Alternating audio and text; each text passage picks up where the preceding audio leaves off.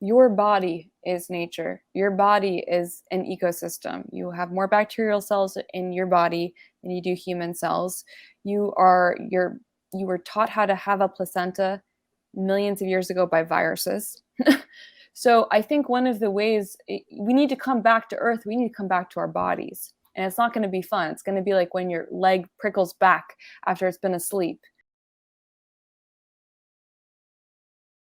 My reading of that story, which I appreciate, what I was hearing as well though was what is the function or what is the way of let's say intact culture, and it seems to be a lived relationship with quote the world, like the different plants, because there's a need there, right? Like there's an actual beyond subsistence, but like an actual relationship built upon the tending and the harvesting, right, and the mythologies that go along with that, and that as these different, say, modern conveniences are introduced, the need starts to dry up. It seems to be right, like the need to actually be in relationship. So I can see like the in distancing story suddenly right now becomes more present. So what I'm trying to say is that back to this idea though of what are we trying to hear from quote the natural world.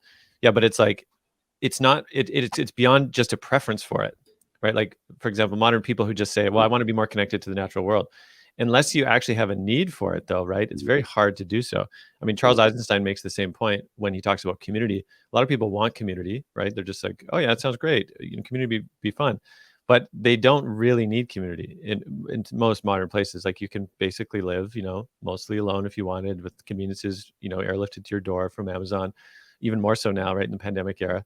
So I guess what I'm recognizing, yeah, that it asks more than simply just the will to be more connected to nature. In fact, perhaps this could be one of the graces of the pandemic, not to excuse hardship or anything, but it's kind of like maybe life is asking us to come back to earth, like literally.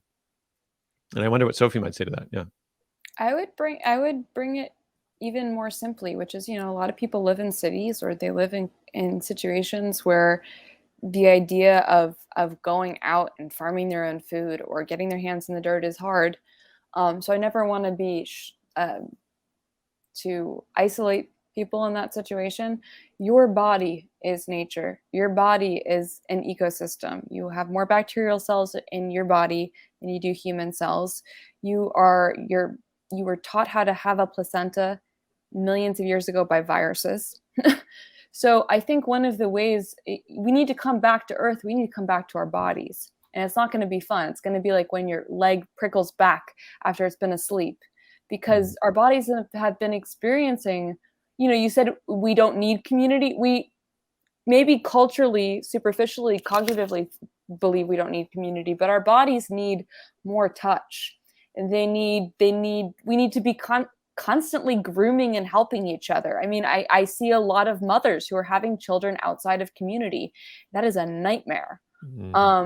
We need to be raising each other's children with our, until pretty recently, your livestock lived in your home with you.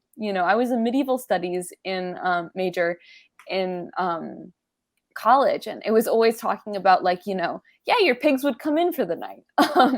And I think we can't do that immediately. It's not, and that's not even necessarily the end goal. That seems like some kind of almost precious idea of returning to some made up past.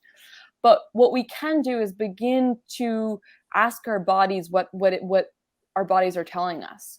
A lot of people are experiencing immune system dysfunction. All sorts of new diseases are arriving right now. And I sometimes like to think of them as being that warning bell that goes off.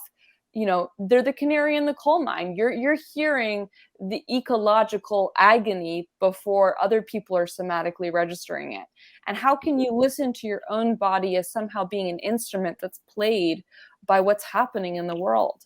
Your pain is a window into the stories and the suffering of other beings. I mean, a story I always share is it took me a long time to realize I have connective tissue disease. It took a lot of misdiagnosis.